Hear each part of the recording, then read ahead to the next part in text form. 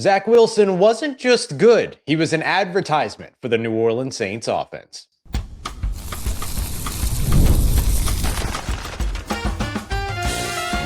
You are Locked On Saints, your daily New Orleans Saints podcast. Part of the Locked On Podcast Network, your team every day.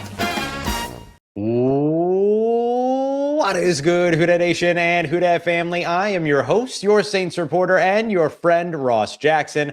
And today's episode of Locked On Saints is brought to you by friends over at Game Time. Download the Game Time app, create an account, and use the promo code Locked On for $20 off of your first purchase. On today's episode, we're going to take a look at Hunter Dekkers' performance, as well as Christian Miller's and a few of the other kind of unheralded standouts from Saturday night's game up against the Jaguars. We'll also take a look at what some of the playing time decisions reveal about the Saints roster, and we're going to kick everything off with another look at Zach Wilson and overall what he means for the New Orleans Saints offense, because it's not just about his play individually. We got all that and a little bit of lanyard for you on today's episode, so let's get into it. Zach Wilson played a very good game up against the Jaguars on Saturday night, where he completed 11 of his 16 passes for 145 passing yards and threw a touchdown.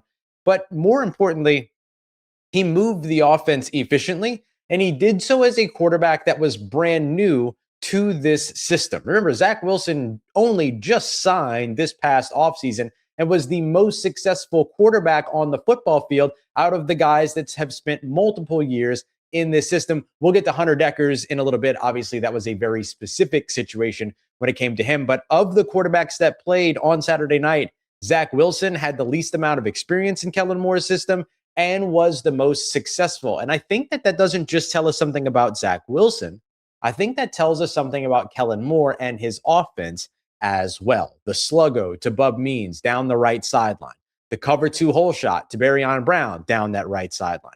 The play action pass to Bub Means over the top that almost got Bub Means into the end zone. And then the play action rollout that found its way over to Oscar Delp for a touchdown as well. Each of these plays attacked something a little bit different. Some of them incorporated play action, some of them didn't. Some of them were first read, some of them weren't.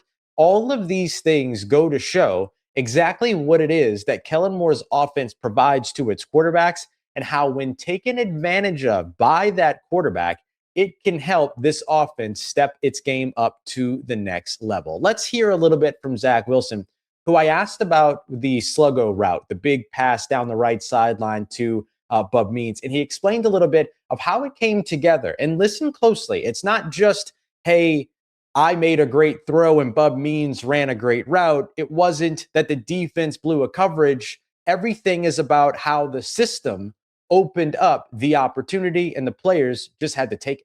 Well, that's what they do great. So like the sluggo play that he had kind of caught the quick fade on, they pressed him up, and it might have been quarters to that side, but he gives me a pure progression if that's not there, right? If they cloud that side, if they zone it off, if there's an off corner. And so it's kind of like, hey, if you have your one-on-one, let's take it. And they gave us a one-on-one. And if it's not there, I have a guy right underneath. I have somebody working over the top, and I have a backside high-low. So it's just a great play that I feel confident when he calls something like that. If I do it the right way, I have an option versus every coverage. Like, you couldn't sit there and say, because a lot of times in the league, it's hard to know what you're getting nowadays. Everyone disguises so well. And so to just call all-purpose beaters is a quarterback's best friend. To say, you know what, I can find a completion here versus anything. That's the big idea here with Kellen Moore's offense. When we talk about Kellen Moore's offense being quarterback friendly, it's one that encompasses all of those ideas that Zach Wilson just talked about. Everything from the pure progression of being able to start from one side of the field and then progress to the other side of the field, as opposed to reading half the field and then having to make a decision, or reading on the right side and then having to jump to the left before coming back over to the right for the next read, and all these pieces. Everything is kind of built into the natural idea of a quarterback's progression of scanning the field. I'm looking to the right side of the field. The one-on-one that I want isn't there. Let's say that that's not there. Right underneath, there's a route for me to go to. Okay, if that's not there, I don't have to progress all the way to the left side of the field. I look to the middle of the field to see about that player that's coming up over the top. And then the high-low concept over on the left side gives me two levels to be able to read in the final portion of that before I either go back if I have the time, or I end up having to make a decision with the football run, throw it away, scramble, buy more time, look for the second action, all those other pieces. That is the idea of a Kellen Moore offense. And it should be unsurprising, of course, that it is this quarterback, or let's say intrinsically quarterback friendly, because Kellen Moore himself is a quarterback. Doug Nussmeier, the offensive coordinator, who was actually calling the plays during the preseason game, former quarterback coach, Scott Tolzien, former NFL quarterback. You get it, right? All of these guys are building a system that works for the quarterback. And I would go so far as to say, now you take Zach Wilson out of this conversation and then plug Tyler Shough in, and you get the idea that this game, and in particular, those 16 passes, those 11 completions, that 145 yards, that touchdown from Zach Wilson, all proof of concept for how this New Orleans Saints offense supports its quarterback in Tyler Shough, and why it is that Tyler Shough should be able to continue, just like we have seen in the joint practice against the Jaguars, and just like we saw over the course of his 9 starts, find success inside of this system. Because the system isn't asking the quarterback to do things that are non-quarterbacky. The system isn't asking quarterbacks to go out there and make the plays themselves. It is building things up. We talked about this a lot in the previous iteration, well, not the previous, let's say 2 iterations ago of the New Orleans Saints when it came down to Sean Payton's offense, that the scheme did a lot of work. Kellen Moore has the potential to be able to create a system that you can scheme up to do a lot of work and create these opportunities for you. One-on-ones there, take it. If not, next read. Then you got to make a decision if nothing's there. But this brings me back to a point that Lance Moore made during the Saints squad show, not the most recent one, not the post-game one, but the one midweek, where we were talking about installation, walk in, put in a play, run that play, regardless of what the defensive look is. And one of the things that Lance highlighted was, well, you still have to find the answer in that play. And that correlates extremely well with what Zach Wilson explained, and then transitions, I guess, over to what it is that you should be expecting with this New Orleans Saints offense in its original iteration, right? It's first team iteration. Tyler Shough, Chris Olave, eventually Jordan Tyson, Juwan Johnson, Travis Etienne Jr., all of that, that even if the perfect coverage is called, there should, to take away the deep pass, you still have to have an answer in the play. And if you heard what Zach Wilson said there, and talking about creating things that beat all coverage beaters, that's exactly what Kellen Moore has put into this playbook. That's why a lot of times the 4-yard check down is the right call, because the defensive coverage took away they didn't give the one-on-one. They took away the underneath route. They took away the deep crosser over the top. And then so you went to the low in the high-low concept over on the left side to make sure that the ball continued to move. So Zach Wilson executing this in his first offseason in this offense, that shows that proof of concept and should give you some pretty high hopes for what it is that the Saints can do once Tyler Shough is back at the helm of the first team offense in games as well, especially him going into his second year in this offense. Obviously, you can have explosive offenses, you can have efficient offenses, but that does not define a complete offense. Remember, the Saints during this preseason game were 4 of 13 on third down, 56 rushing yards, 4 sacks allowed, and were shut out in the second half. Now, obviously, you're changing talent. Your second team's in, then your third team's in, and then some more players are rotating in and all these other things. No first team play. So there's all of that stuff to consider, of course. Like, we're not going to make a big deal out of those stats for our preseason game, but those are a lot like some of the stats that we saw during the regular season last year as well. The difference being that it was almost always a first half shutout as opposed to a second half shutout. So when you're looking at all of this stuff, the explosiveness, the efficiency, all of that, it doesn't mean complete. And so the Saints still have to make sure that this offense is one that can operate consistently on the football field. And as long as they're doing that, this early look at what Zach Wilson just showed that this offense can do in a preseason format should give you a lot of excitement for what Tyler Shough can do with it, and Chris Olave can do with it, and all these other players can do with it in a regular season format as they move forward. All right, coming up next, we're going to take a look at what the playing time said about a couple of really interesting New Orleans Saints players and the decisions that feel like have just been made. We'll get to that next as we continue on with today's episode of Locked On Saints, part of Locked On Podcast Network, your team every day.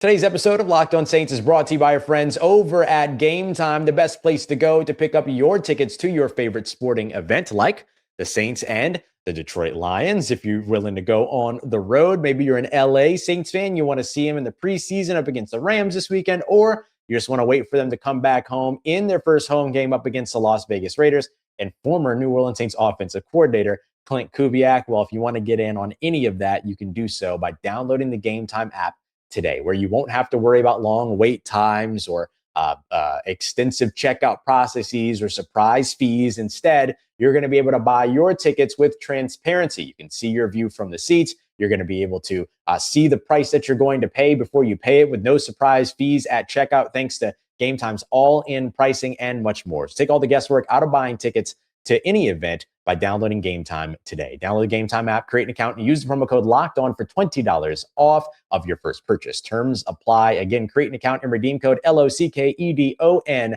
for $20 off. Download the Game Time app today. All right, family. The New Orleans Saints made some interesting decisions with who got playing time and who didn't get playing time. And I think that it might have solidified a couple of players who might be on their way to either big roles or roster spots. Let's get to that next as we continue on with today's episode of Locked On Saints. We appreciate you very much, as always, for making us a part of your day and a part of your routine, making us your first listen and being an everydayer here on the show. Our Saints Hit short form show is going to be launching this week. Head over to Locked On Saints-Hit on your favorite YouTube app. Well, I guess your favorite YouTube app. There's only one YouTube app, but on YouTube or your favorite podcast app to get subscribed for that here soon. We're going to be launching that very, very soon to get you even more New Orleans Saints content. Make sure you go and check that out. Locked On Saints Hit and much more on the way. The Saints had made a couple of different decisions that I thought were interesting and that I thought would be interesting to bring to the show around Bryce Lance, linebacker Danny Stutsman, and I think we might have learned a little bit more in the kicker situation here as we move forward with that position battle. But I want to start off with some of the things that we learned in terms of snap counts. Not necessarily snap counts themselves, who got playing time and who didn't. Bryce Lance was dealing with a little kind of like bump and bruise situation. Very, very, very, very, very, very minor. Could have played in Saturday's preseason game. Head coach Kellen Moore said, in fact, he was dressed out. He was in pads. He had a helmet all game. They just treated him sort of as more of an emergency player, emergency situation, right? Break glass in case of type situation. And so what the Saints did was that they had him dressed out. He had a little bit of an injury. They didn't want to throw him out on the football field, but if they needed to get him out there, they felt pretty confident that he could have gone out there and played. I think probably a little bit of that too might have to do with, and this is just me speculating, might have to do with the numbers game around the Jordan Tyson situation, like Bryce Lance, Barrion Brown. These guys are very, very important to your 2026 season all of a sudden, depending upon how things go with Jordan Tyson, around whom there was no further update from Kellen Moore after the preseason game. So the information gathering continues, which isn't always the greatest sign, at least certainly not for a quick return, but eventually the Saints will get him back. But until then, I understand the idea of maybe wanting to preserve one of your rookie wide receivers a bit if he's dealing with a little something. And so we certainly saw that when it came to Bryce Lance. But I do think that that also makes a larger statement. I think that it does make the statement that Bryce Lance is somebody that they are wanting to bubble wrap, protect a little bit, because he might have a larger role going into 2026, depending upon how available or not available, unavailable, I guess there is a word for that, unavailable, Jordan Tyson is going to end up being. But also beyond that, I just think that Bryce Lance has really kind of arrived as of late and has made some really, really good strides from where we saw him in the beginning. Not that where we saw him in the beginning was negative. He was consistently getting targeted and he was consistently making catches. But now all of a sudden, he's getting a lot more involved downfield. He's getting a lot more involved over the middle of the field. And he's getting a lot more involved in terms of just the overall volume of the first and second team reps as opposed to those third team reps. The same is true for wide receiver Barrion Brown. But I thought it was interesting, even though he's listed on the unofficial depth chart as the top kick returner, didn't actually ever get the chance to return during kickoffs. I think a part of that is because the Saints are still trying to figure out who's going to be that kick returner opposite him. Ty Chandler obviously made a really good case for himself, the running back formerly with the Minnesota Vikings. So the Bryce Lance piece, though, I think goes to show just how much of a role he could potentially be in line for to begin the season. Linebacker Danny Stutsman was a very interesting one. There were some reasons to believe that Danny Stutsman was going to play on Saturday, but those things kind of changed over the course of the week. It wasn't injury related. He was perfectly healthy. That's exactly what Kellen Moore said after Saturday's game. But the three linebackers that either weren't there or weren't dressed out were Pete Werner, Danny Stutsman, and then Caden Ellis. I didn't even see Caden Ellis there, I assume, with family, things like that. So with that being the case, like the Saints went in with their other group of linebackers. Isaiah Stallbird and Jalen Ford were starters. They mixed in guys like Jackson Sermon and Deion Jones throughout the day, all of that. But there was a pretty clear indication that Danny Stutsman, who was healthy, not getting involved, tells you that he's going to have a very big role, or at least a sizable role, going into the 2026 season. I think that's what that tells us. And look, I know that there was always an expectation that he and Pete Werner were going to have some level of rotation and that it was going to be bigger and better than what we saw last year, which was Danny Stutsman rotating in on the third possession, both in the first and the second half, or with some exceptions, but that was the typical rotation for him. But for the most part, what this now indicates is, hey, Danny Stutsman's going to have a pretty big role. So I'm very, very curious to see, is that one to where he's in on obvious passing downs? Is that one to where he's in on some rushing downs? Is that one to where he's in certain down and distance situations, certain game situations? I'm very interested to see what the Danny Stutsman usage line looks like in 2026 as opposed to 2025. And now that they're in a situation where it's clear that he's going to have a large role for them in this season. So I thought that their decision not to dress him out, not to play him, even though he was healthy, I think signaled quite a bit, especially when there was an expectation at one point that he would be on the football field on Saturday. So that's good news for Danny Stutsman and good news for Danny Stutsman fans, Oklahoma Sooners fans out there that have come over to see their guy play. It looks like they're going to get to see quite a bit of it. And then finally, I wanted to take a look at the kicker competition again to give you some final number, or not final numbers, but some updated numbers on that whole battle so far. So through both training camp and the preseason, we have some updated numbers in terms of kicking attempts and percentages and things like that when it comes to both Tanner Brown and Charlie Smyth that I think give us a pretty good indication of what it is that maybe could be on the way in this kicker competition, in that there might actually be some separation starting to form. I don't think that it's enough separation just yet, but Tanner Brown made his 2 kicking attempts from 49 yards as well as 29 yards.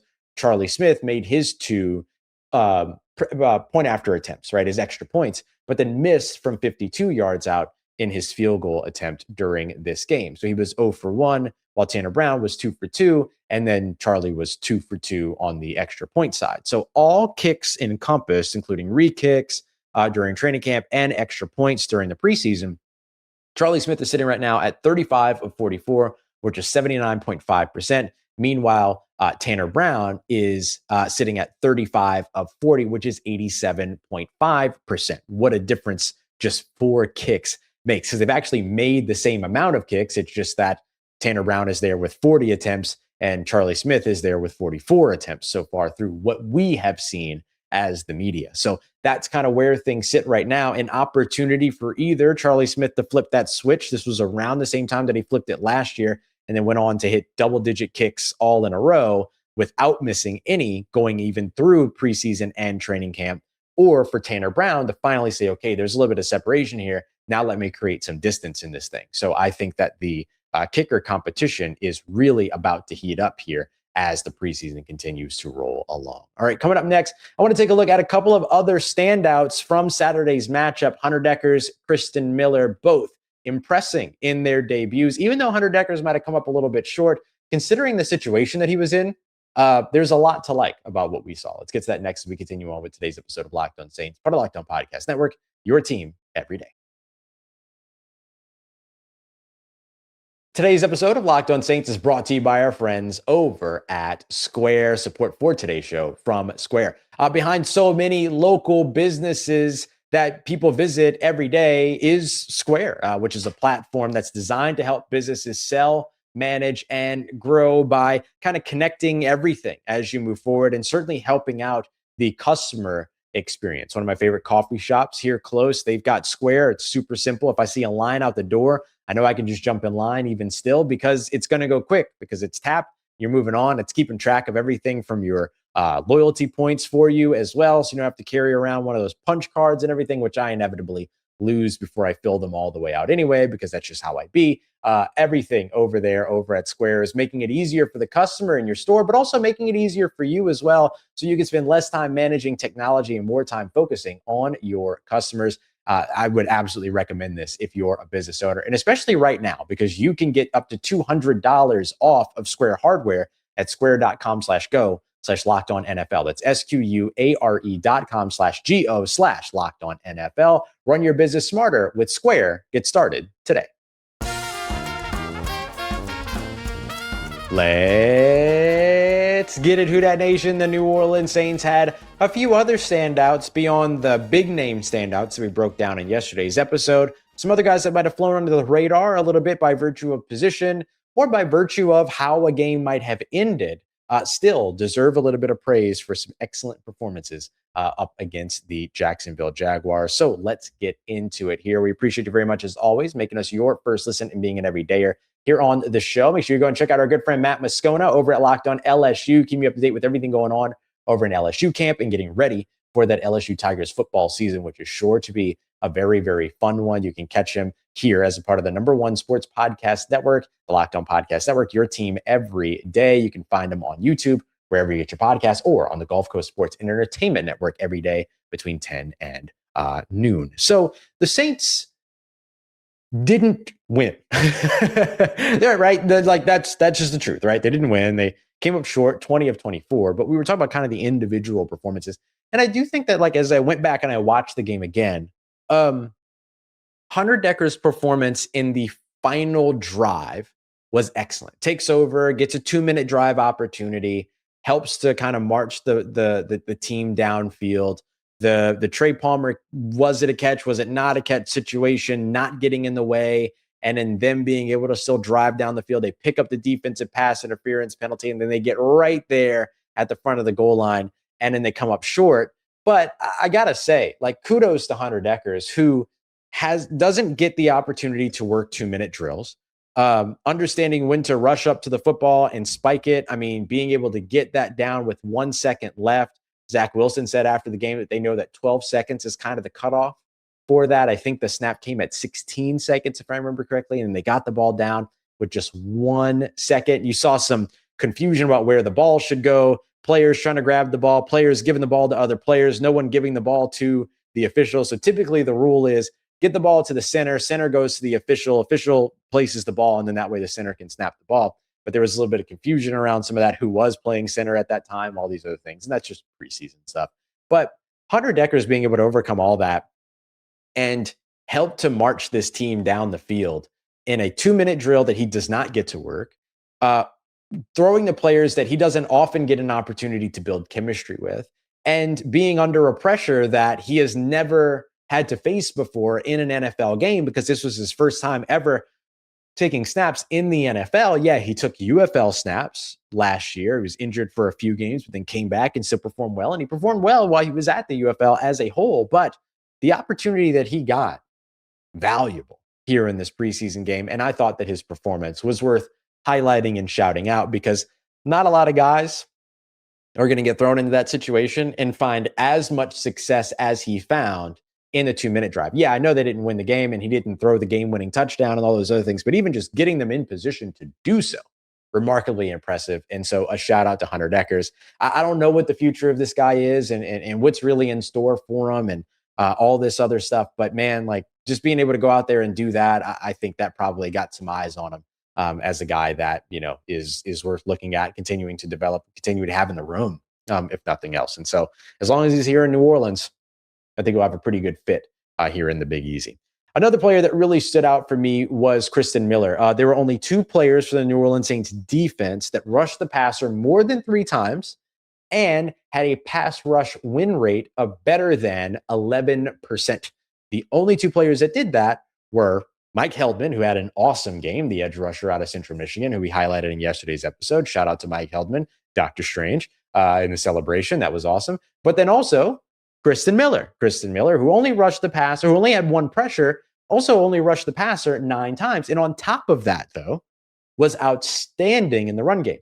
I rarely saw him get walked back. He made 3 defensive stops, according to Pro Football Focus, on, I think it was 11 run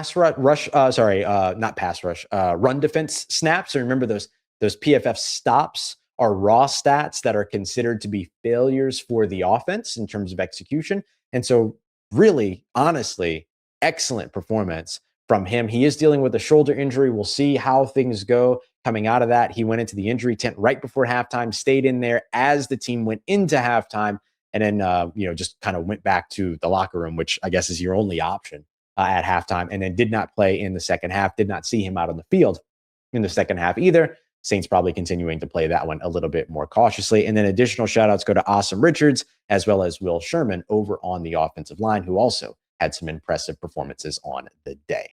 All right, let's get to a little bit of lagniappe for the real ones that made it to this point in the episode. One of the other players that really impressed me was Jeremiah Wright. And if you look at the PFF grades and things like that, I tend to really just kind of focus on the raw stats when it comes to PFF, not so much the grades.